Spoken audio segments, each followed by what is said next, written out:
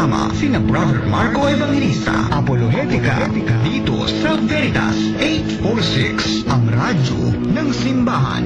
Ave Maria! Gracia Plena! Isang mapagpalang araw po ng linggo mga kapanalig. Ang dalangin nating sumapit sa lahat. Maulan po, mag-ingat po tayo. Samahan po ninyo kami sa mga sandali ng pag-aaral sa salita ng Diyos at pagtatanggol sa ating pananampalatayang Katoliko.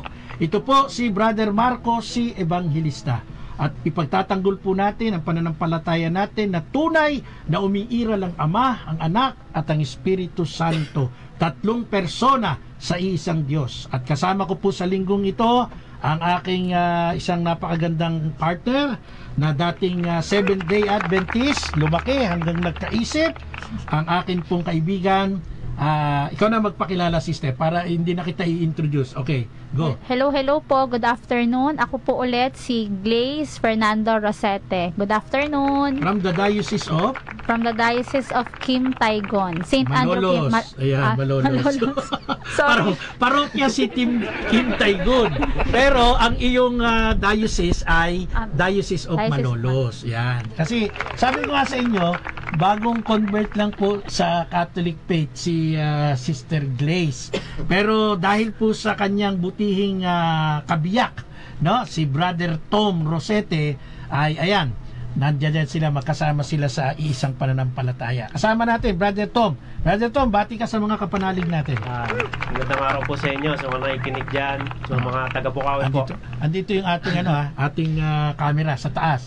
Taga-Bukawi po, mga taga Quezon City. Ayan. Dalawa pinanggalingan lugar, ano? Opo. At syempre, ito, malayo ang pinanggalingan, Diocese of Imos. Brother, pakilala po kayo. Muli po, magandang hapon po sa lahat. Ako po si Brother Levi Lahera ng GMA Cavite. Parish of Holy Family Parish po. Diocese of Imos. Sipin mo, kayo namin ni Brother Albert Gales ang tungkol sa Espiritu Santo, kung ito ba ay tunay na Diyos. At yan, hinango natin sa ating referensya, no other than the God's message o pasugo ng Iglesia ni Cristo. Dito, binibigyan pansin natin yung kanilang pag-question, mga kapanalig, sa isang artikulo kung ang Espiritu Santo ba ay tunay na Diyos.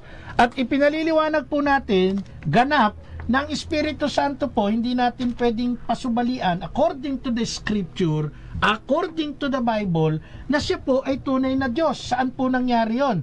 Natatandaan ninyo yung encounter ni Pedro at saka yung mag-asawang si Ananias?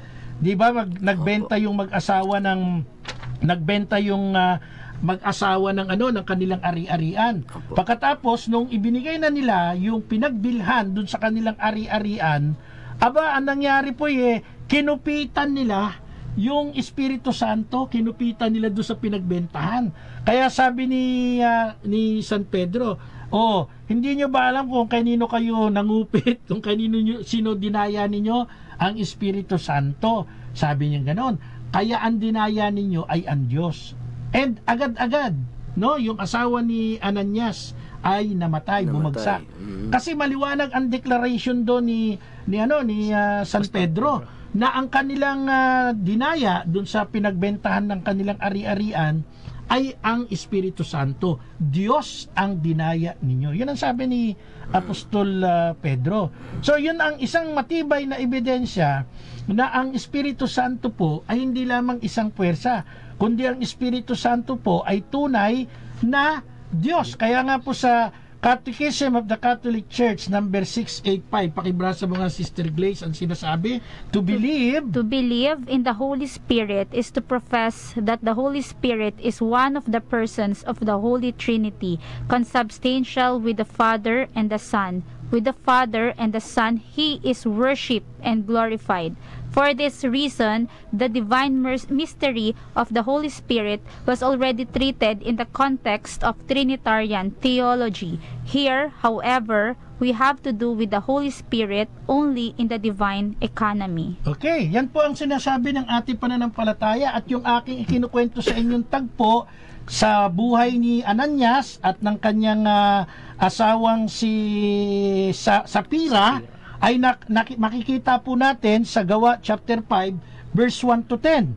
At dito napakaklaro, sinabi ni Pedro, ayan, Sister Grace, pakibasa mo nga yung sinabi ni Apostol Pedro, itong highlight na yan.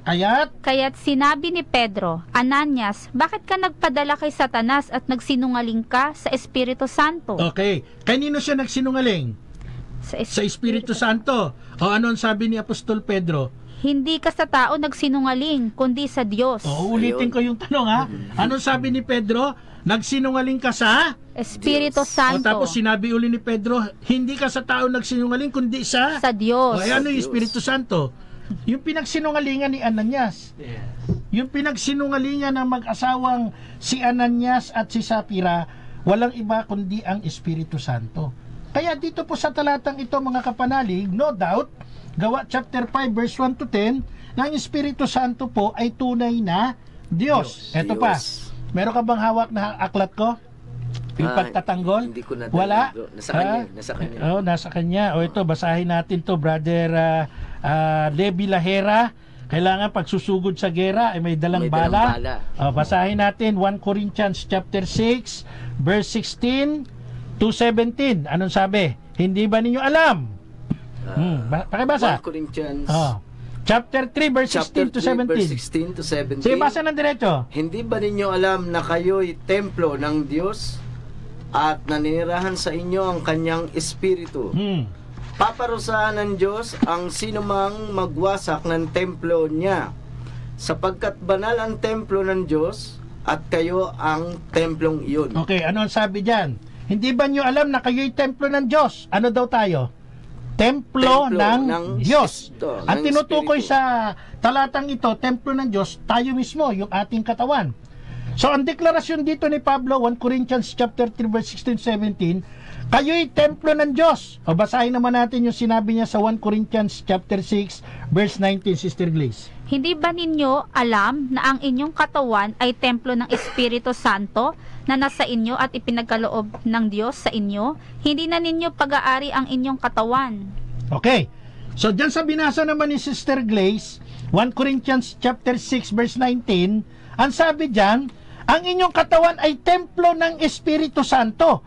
Pag binalikan natin yung 1 Corinthians chapter 3 verse 16 to 17 na binasa ni Brother Levi, ang sabi doon, kayo'y templo ng Diyos. So pag hinimay natin yung dalawang talatang ito at gagamitan natin ng application sa lohika, maliwanag po, maiintindihan natin, ang katawan ng tao, templo ng Diyos. Bakit naging templo ng Diyos? Dahil nariyan naninirahan ang Espiritu. So ang tanong, ano ba talaga tayo? Templo tayo ng Diyos o templo ng Espiritu Santo? Parehas. Ha? Parehas. Pagka mahina ang iyong pag-intindi, mako-confuse ka dahil may dalawang tinukoy na talata. 1 Corinthians chapter 3, 16-17, 1 Corinthians chapter 6, verse 19. Pero ang pagkakatukoy sa chapter 3, kayo'y templo ng Diyos. Ang pagkatukoy sa 1 Corinthians chapter 6, kayo'y templo ng Espiritu Santo. So pag binalikan mo, ano ba talaga tayo? Tatawagin ba tayong templo ng Diyos o templo ng Espiritu Santo? Tama yung sagot ni Brother Levi. Pareho. Bakit? Parehas sapagkat yung nananahan sa ating Espiritu Santo ay Diyos. Diyos. Kaya tayo ay templo ng Diyos. Diyos. Templo ng Espiritu Santo. Eh ngayon, kapag ang understanding mo ay medyo angat ka at ob-ob, ang patutunguhan nga niyan, dalawa yung tinutukoy. Pero the truth is, isa lang ang tinutukoy. Di ba? So mga kapanalig, tandaan po natin, ang kalikasan po ng Espiritu Santo ay Diyos, ang kalikasan ng anak ay Diyos, ang kalikasan ng ama ay Diyos. Iisa lamang pong kalikasan yan, isang Diyos, tatlong persona. Similar dito sa loob ng booth. Ilan tayo dito? 4. Si Brother Tom ay isang persona. Pero si Brother Tom ay may kalikasang tao. Si Brother Levi, isang persona, ang kalikasan ay tao. Si Sister Glaze, isang persona, ang kalikasan ay tao. Si Brother Marco, isang persona, ang kalikasan ay tao. Ilan ang kalikasang umiiral dito? Isa lang. Isa. Kalikasang tao. Pero tayo ay individual. Bakit? May kanya-kanya tayong persona. Kaya tayo dito sa loob ng booth, 4 na persona, iisang kalikasan, tao. Ganon din ang Ama. Ang Ama ay Diyos sa kanyang kalikasan, ang Anak ay Diyos sa kanyang kalikasan, ang Espiritu Santo ay Diyos sa kanyang kalikasan. Hindi tatlong Diyos, kundi isang Diyos. Isang kalikasan, umiiral sa tatlong persona. Kaya mga kapanalig, wala naman dapat maging problema eh. Kaya lang, sabi ko nga lagi kong example, Sister Grace, Brother Tom, and Brother Levy, mga kapanalig, sa classroom, ilan ang estudyante sa classroom? 6 na po, mahigit. Lalo na kung public school. Ilan lang ang binibigyan ng award dyan na matalino? Binibigyan ng honor, 10. Ha? Yung tinatawag na Top best 10. 10. Ilan ang walang award? Sa 60, 50. Hindi mas marami yung hindi nakuha niyo yung logic? Nakuha niyo yung logic? Di ba? Kaya minsan, ang hirap-hirap na intindihin ng mga 50 yung nakita nung 10. Kasi hindi iniintindi, hindi dinadigest yung aral.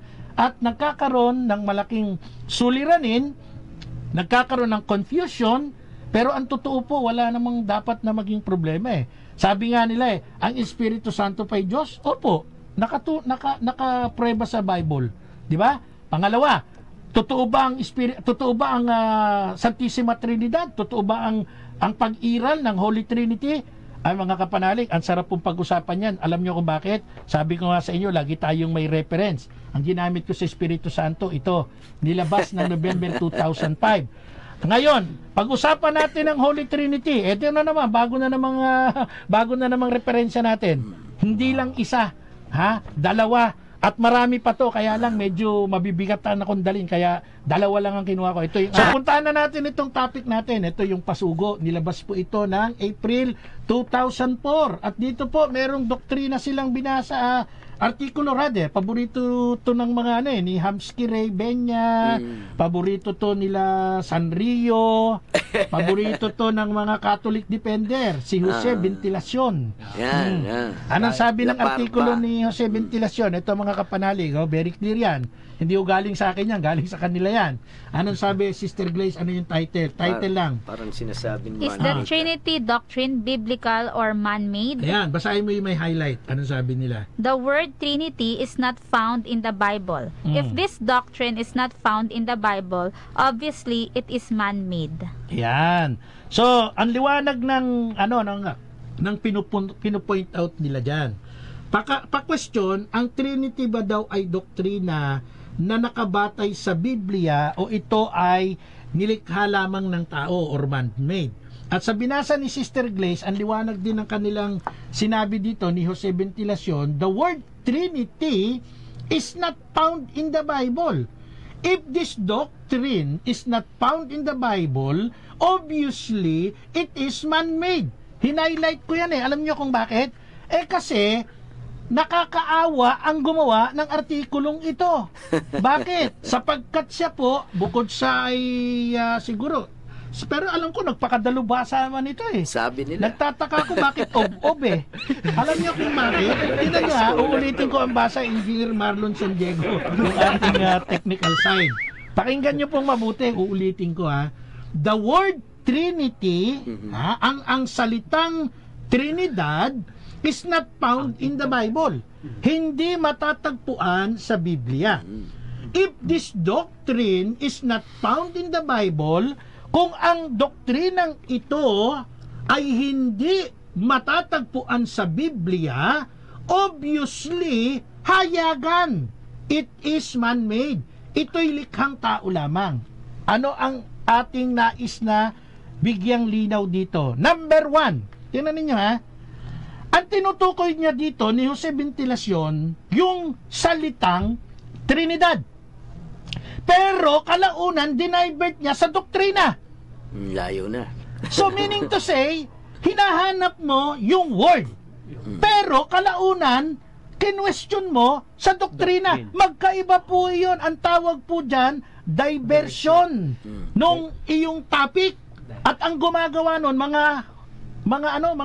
alam mo, mahirap gumamit ng ibang term dito eh. Kasi dito social media, tayo yung nasa mainstream media, Nagtataka ako kung bakit ganito yung approach at maraming naniwala sa kanya. Yung mga naging tagasunod nila. Number 1, yung bang salitang Trinity, nasa Bible, Sister Grace?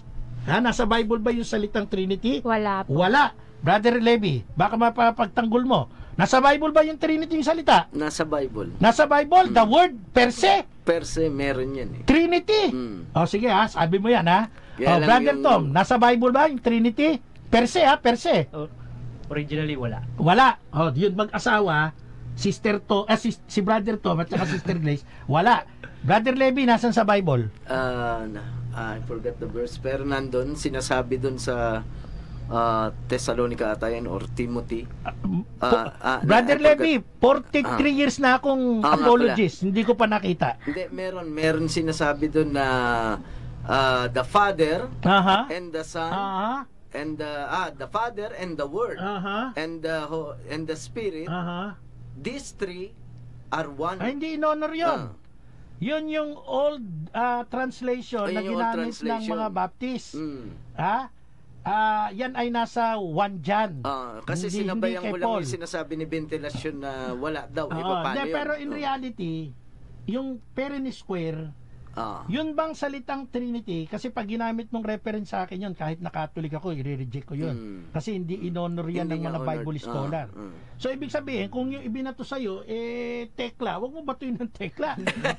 Pag binato sa'yo tekla, gumamit ka ng maayos na sagot. Di ba? Hindi kita tinatawaran doon, Opo. pero mas maganda yung sagot mong yan. At least, Opo. nakikita Sinabayan ko siya natin eh. dito yung balanse Opo. ng ating topic. Pero the reality is, yun po bang term, per se, kaya nga sinasabi per se, Brother Tom, di ba? Mga kapanalig. Opo. Ibig sabihin ng per se, Sister Glaze, yung actual na salita, no? Nasa Bible ba yung Trinity? Wala po.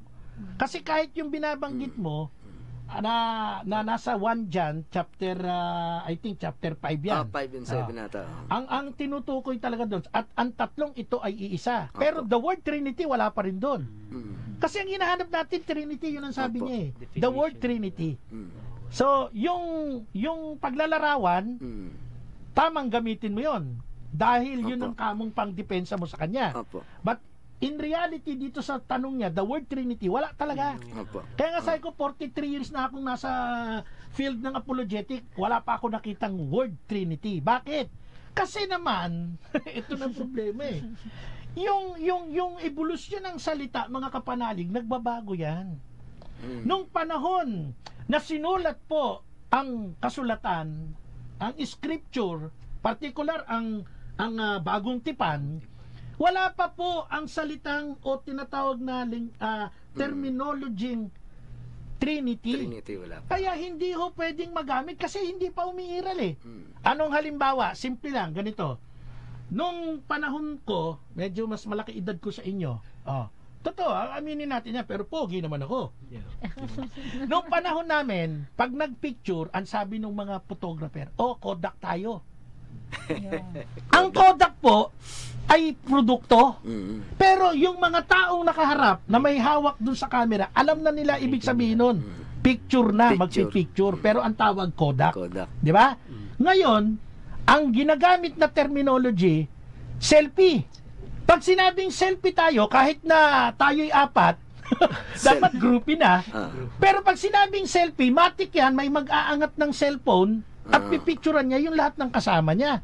Naintindihan ng henerasyon ngayon yung selfie. Kung babalikan natin yung panahon ko at ginamit nung may hawak ng camera, selfie tayo, nga kaming lahat, ano yung selfie? Hindi nila magigets. Hindi magigets. Bakit? Kasi hindi pa umiiral Hindi pa yung nairal. term na selfie during nung panahon na yon. Ngayon, itong selfie na to, nagde-describe ito na magkukuha ng picture. So, yung Trinity, the word Trinity, nung sinulat, ang huling sumulat, sabihin na natin si Apostol San Juan, wala pang salitang Trinity. Kaya nga nagkakaroon ng evolusyon ang mga salita. Nagkakaroon ng mga pagbabago. Kaya nga, sa diksyonaryo, maraming mga salitang hindi na ginagamit na iba na ngayon. Katulad halimbawa sa King James Version, alalaong bagay. Ano ibig sabihin nun? Alalaong bagay, datapwat. Ginagamit pa ba yan? Hindi na, di ba? Alalaong bagay, ibig sabihin nun, ibig sabihin.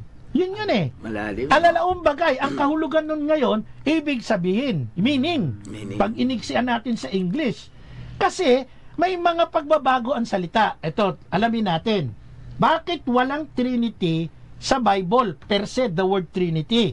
Sapagkat yung tinatawag nating vocabulary, the body of words used in particular language na nagpahayag tungkol dito sa pag-iral ng Ama, ng Anak at ng Espiritu Santo to describe in one form, in the word or in the term Trinity, hindi pa nga po nagagamit.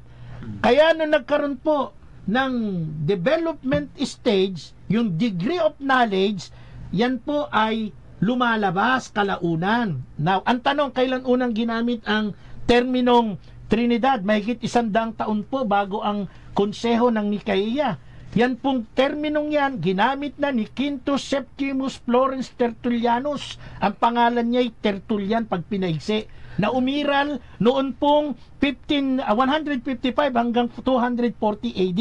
Si Tertullian po ay kinikilala bilang unang literature author. Siya po'y apologist, lawyer, at tinawag po siyang Father of Latin Christianity at founder ng Western Theology. At ito pong si Tertullian na unang nagpatanyag ng terminong Trinidad, hindi naman naitala na unang gumamit ng terminong ito by writings. Ang gumamit niyan ay si Theophilus, isa pong patriarka at ikapitong obispo ng Antioquia, circa 169 hanggang 183 AD. At ang terminong Trinidad, ginamit po ni Theophilus noong AD 170 sa kanyang liham paumanhin sa isang paganong kaibigan na si Autolycus. Sa paggamit ng salitang Trinidad, at dito na ipakita, na ilarawan ang pag-iral ng Ama, ng Anak, at ng Espiritu Santo. Ganito lang ang logic. Ang Ama ba ay banal? Opo. Siyempre. Ang Anak ba banal? Banal. Yes. Opo. Ang Espiritu Santo, of course, banal. Kaya nga Espiritu Santo. Tanong, kung ang Ama ay banal, ang Anak ay banal, ang Espiritu Santo ay banal, may Ama, may Anak, may Espiritu Santo, banal, eh di may Holy Trinity. Pag tinagalog mo, banal na santatlo. Pag in-Spanish mo, Santissima Trinidad. So, yung tinatawag na kabuuan sa principle ay nasa Bible. Pero pag hinanap mo ang word, of course, hindi mo makikita sapagkat hindi pa umiiral yung word na yan dati. Pero yung doktrina, nariyan na yan. Kaya mali si Jose Ventilacion dito sa kanyang artikulo. Sapagkat ang tinanong niya dito ay word. Tapos dinivert niya into doctrine. Kaya ang kanyang tanong, papunta ng south, ang hinanap niya, papunta ng north. Kapanalig, nasa ikalawang bahagi na po tayo ng ating palatuntunan na apolohetika. Sa mga kapanalig, sinasagot lang po natin kasi Solemnity of the Holy Trinity ngayon, Sister Grace, no? Ito sa binasa mo kanina, meron pang kasunod yan. Ito, dalawa yung ating reference na ginagamit. Yung isa picture, nandito si Eranio pa to Eranio Manalo pa to, ayan Ito namang isa, mga kapilya nila to sa ibang bansa. Dito naman sa pahina 21, ang sumulat ay si Greg Nonato. Ito naman ang kanilang pag-question. Pakibasa mo nga, Sister Grace, yung title, Ang Santissima Trinidad. Aral ba ng Biblia? Ayun, di ba? Aral ba ng Biblia ang Santissima Trinidad?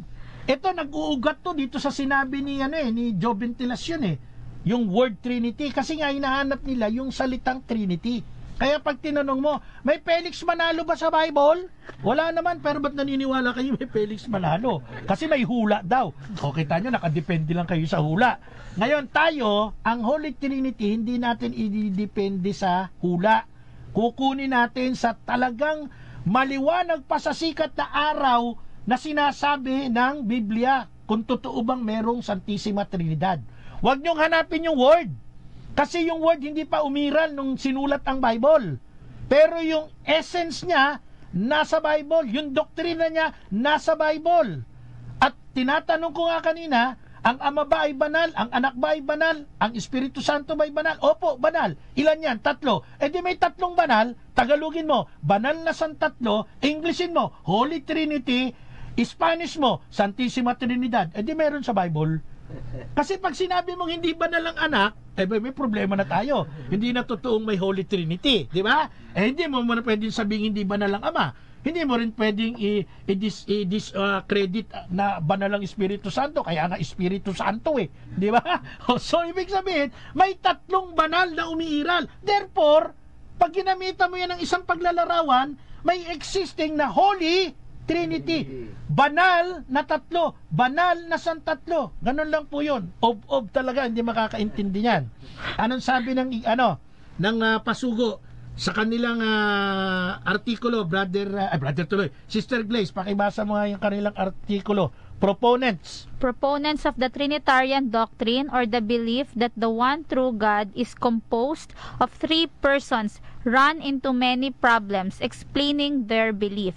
Whenever they are faced with any blatant contradiction, their only defense is to say that the Trinity is a mystery. The doctrine of the Trinity is not taught in the Bible. In fact, this doctrine blatantly contradicts biblical teaching. The true Christians recognize only one God as supreme.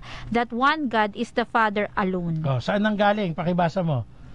Pasugo Magazine of Iglesia ni Cristo, February 1999, issue volume 51, number 2, pages 20 to 21. Ayan, klaro yung referensya niya binanggit ni Sister Glaze, ha? Nasa Pasugo yan. Tingnan naman natin, Brother Levy, dyan sa page 33. Ha? Tingnan mo, ano ang sabi naman dyan ng isa pang grupo, yung mga saksi ni Jehovah. Pakibasa mo dun sa unang bahagi, sa page 33. Pakibasa, Brother Levy. Ang sabi rito naman sa Pasugo pala. Ayan, sa itaas. Sa itaas. Ang doktrina ng Trinidad. Ang doktrina tungkol sa Trinidad ay isang pananampalataya na matagal nang No. Yung reference sa itaas, yung reference. Ito. Ayon sa batikos ng mga sect. Hindi, yung basahin mo ng diretso yung reference. Ang doktrina ng Trinidad, turo na hindi dapat paniwalaan ng mga Kristiyano. Ito ay naimbento lamang noong huling bahagi ng ika-4 na siglo. Saan ang galing? Ang batayan po ay magazine. Bantayan ng mga saksi ni Jehovah, Bantayan Magazine ng mga saksi ni Jehovah, November 1, 2009, issue, page 7. Ayan, so yan medyo nakita agad natin yung problema dito sa kulto ng Iglesia ni Cristo at ng saksi ni Jehovah. Sabi ni Tatang Numboy, si Tatang, huwag mo nang banggiting Jehovah, pag binaligtad mo baho sabi niya, binibilisan ko lang. Saksi ni Jehovah, saksi ni Jehovah. Sabi nila, ang Trinidad daw ay imbento lang. Yan ang liwanag ng binasa ni Brother Levy. Brother Levy, Opo. Bantayan Magazine ng mga saksi ni Jehovah, November 1, 2009. Sa binasa ni Sister Glaze, binanggit uli ng Iglesia ni Cristo that the doctrine of the Trinity is not taught in the Bible. Pag tinagalog, ang doktrina ng Trinidad ay hindi itinuro ng Biblia. Eto na ngayon. Bigyan natin sila ng sagot na according sa Bible, na itong doktrinang ito, doktrina, not the word, not the term, ay nasa Bible.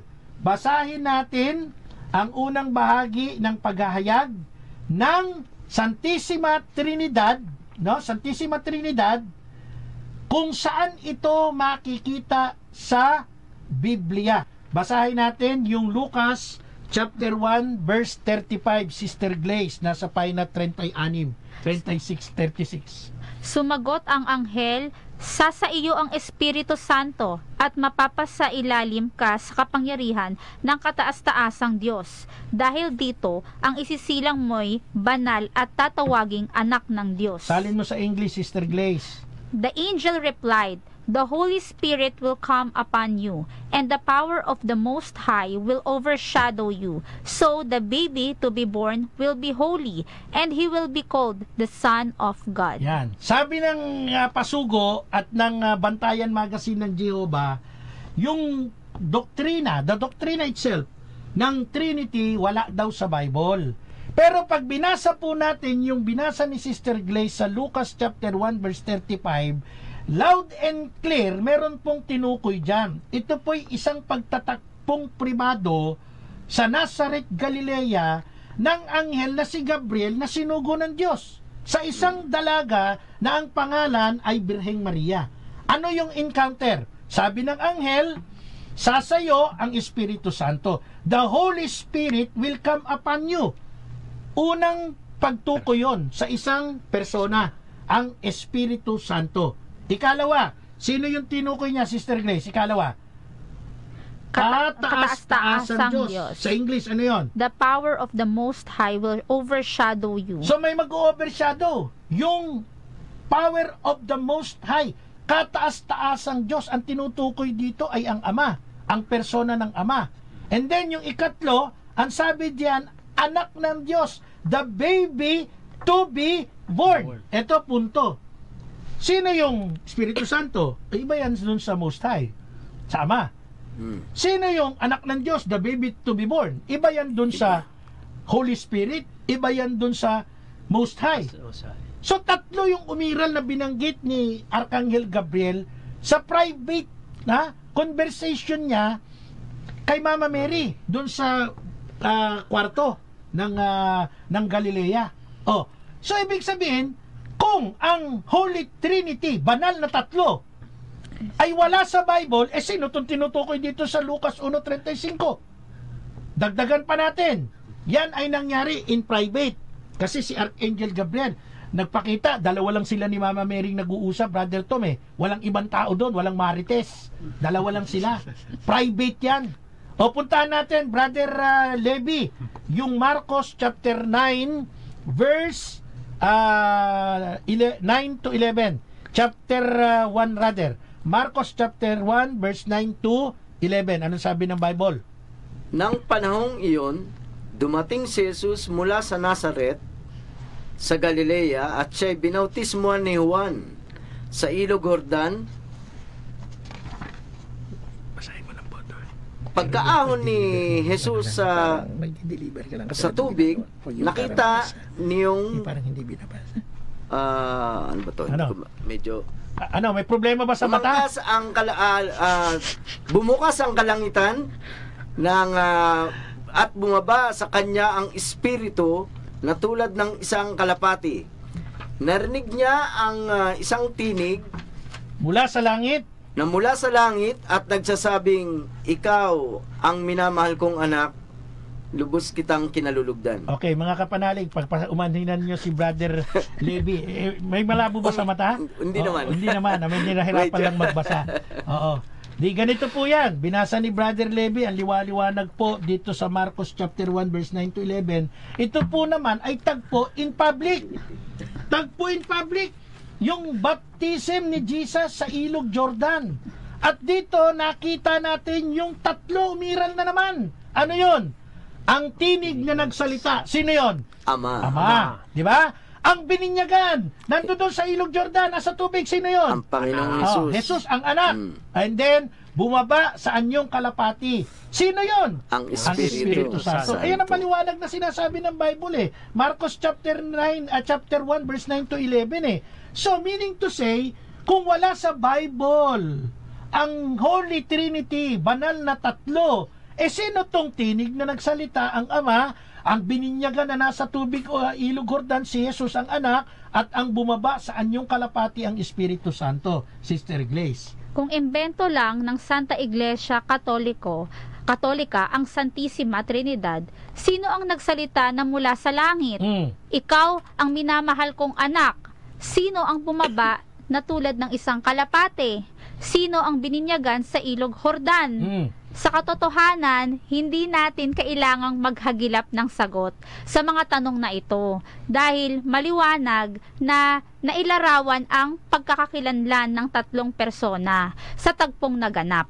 Ang dalawang importanteng kaganapan sa buhay ng Panginoong Hesus, ang kanyang pagkatawang tao at binyag, ay maliwanag na patibay o patotoo na hindi imbento ang Santissima Trinidad. Ha? Hindi pala imbento yan. Nasa Bible pala talaga. Nagulat ka? Akala ko kasi imbento Ang liwanag kasi, di ba? So ano nangyari dahil hindi pala imbento, Sister Glaze? Palpak ang alegasyon ng kulto. Kawawa naman. Saksi ni Jehovah. Bago nila sabihin na imbento ang Trinidad, ipaliwanag nila kung sino ang tinig, ang bininyagan at ang bumaba tulad ng isang kalapate. So yun ang punto doon. kung hindi sila naniniwala, kung ito'y invento lang, sige, bigyan natin ng floor sa kanila. Paliwanag nila sino yung tinig na nagsalita, sino yung nasa tubig na bininyagan, at sino yung bumaba sa anyong kalapati na tinutukoy ng Bibliang Espiritu Santo. So, okay. So, mga kapanalig, sinasagot lang po natin yung atake sa atin ng dalawang grupo. Yung Iglesia ni Cristo, naglabas po sila ng kanilang magazine at kino-question nila dito, ang Santissima Trinidad, aral ba ng Biblia? Sabi naman ng Jehovah, imbento lang daw natin, wala daw sa Bible. But the truth is, 2 talata na po ang binanggit natin. Ito nga po yung tagpo ng Annunciation, kung saan po ay pinakita doon yung pag-iral ng tatlo. Yung tinatawag na the Most High, shadow of the Most High, one. Then, the Espiritu Santo, the Holy Spirit will come upon you, and yung the baby to be born. Tatlo pong persona ang tinukoy. At kung pupunta po tayo sa baptism ni Jesus sa Ilog Jordan, meron pong tinig na nagsalita, ang ama yun. Of course, ang bininyagan, nasa tubig Ilog Jordan, si Jesus, ang anak, at ang bumaba sa anyong kalapati, walang iba kundi ang Espiritu Santo. Sa madaling salita, nasa Bible po ang tatlong persona na banal. Tatlong banal. Holy Trinity sa English, Santissima Trinidad sa Spanish. Ang doktrina ay nasa Bible. Huwag niyong hanapin yung word lang, kasi yung word hindi pa umiiral. Kaya irrelevant na pag yun ang pinunto mo. Wala ang word, the term Trinity is not existing in the Bible, kaya walang doktrina.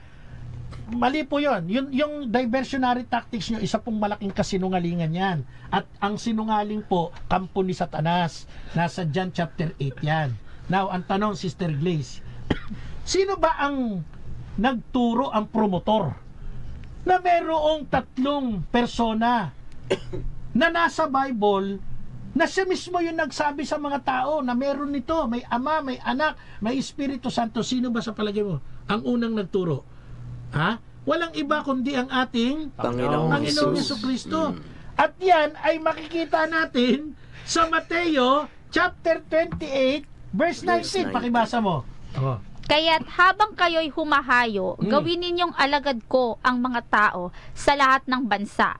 Bautismuhan nyo sila sa pangalan ng Ama at ng Anak at ng Espiritu Santo. So, sino nagturo niyan? Sino nagsalita niyan? Si Kristo. Sa ating Panginoong Jesucristo eh.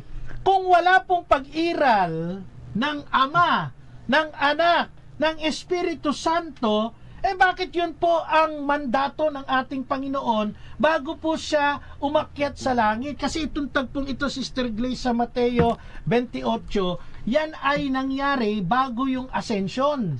At dito yung tinatawag na Great Commission. Sinabi niya sa kanyang mga alagad, humayo kayo, bautismuhan nyo ang buong sanlibutan, ang lahat ng tao. Saan? Sa pangalan ng Ama, sa pangalan ng Anak, sa pangalan ng Espiritu Santo. So, sino nagturo ng Trinity? Tatlo yan eh. Ang Panginoong Jesucristo. Nasan yung Holy Trinity? Hindi ba banal yung Ama? Di ba banal yung Anak? Di ba banal yung Espiritu Santo? Di tatlong banal? Diyos ko po. Saan naman nando doon ang utak ng hindi makakaintindi niyan? Di ba? Diyos por Santo. Ang tatlong ito'y banal. Sa madaling salita, ikot-ikotin mo man, meron pong banal na tatlo sa Bible at ang nagturo mismo ay ang ating Panginoong Jesucristo.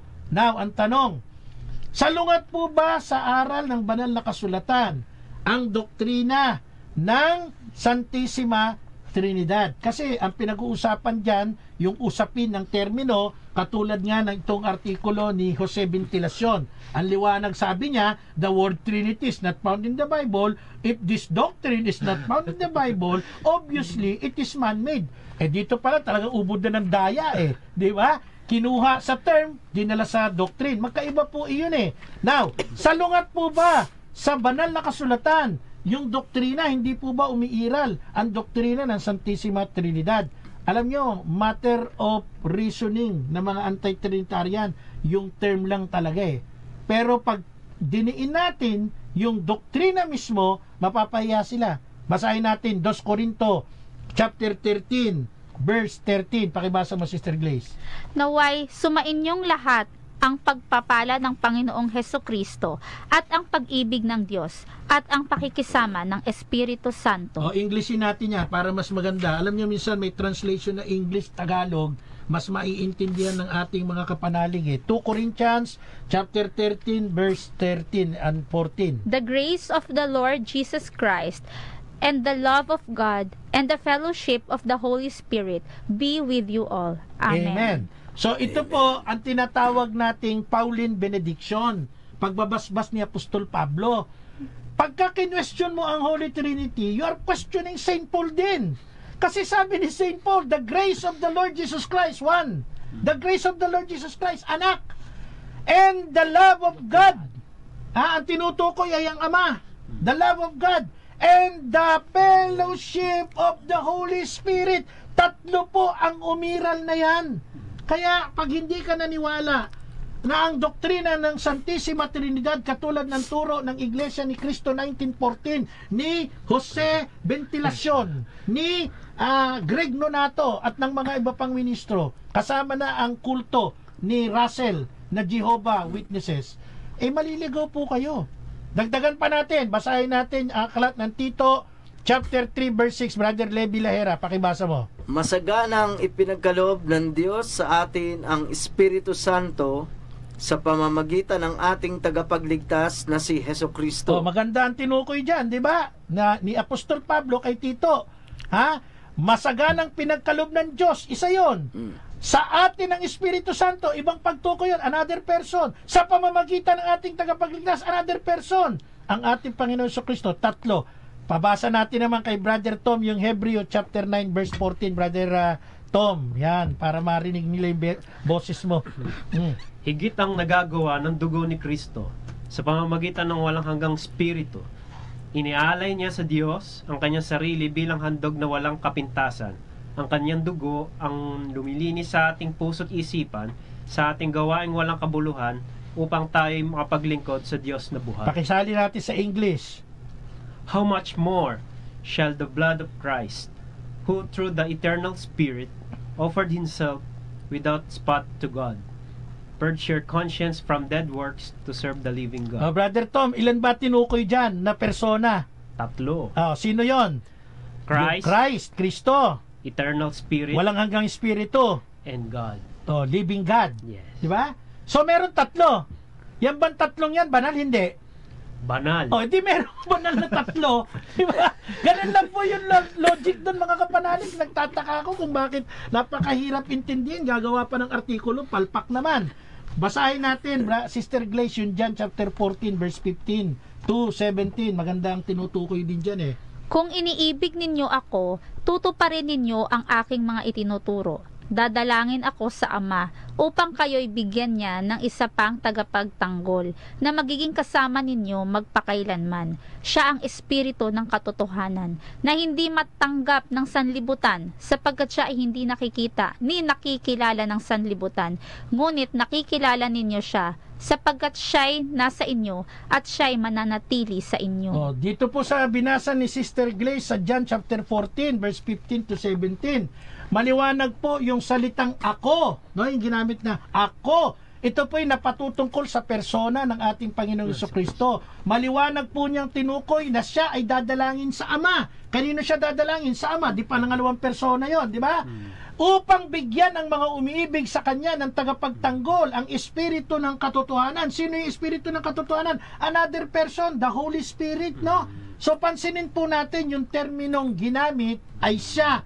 Ito po'y ginamitan ng capital letter E na pagtukoy sa Espiritu. So, ibig sabihin, ito po ay isang proper noun na nauukol po para sa isang specific o particular person. Kaya nakakapital nakakapital E, yung Espiritu. Ibig sabihin yan, proper noun, meron siyang particular person na tinutukoy. So, dito sa John chapter 14, verse 15 to 17, 3 na naman ang tinukoy. Ako, si Jesus, ang Ama, at ang Espiritu ng katotohanan. Brother Levi, basahin naman natin ang Gawa chapter 2 verse 32 to 33. Anong sabi diyan?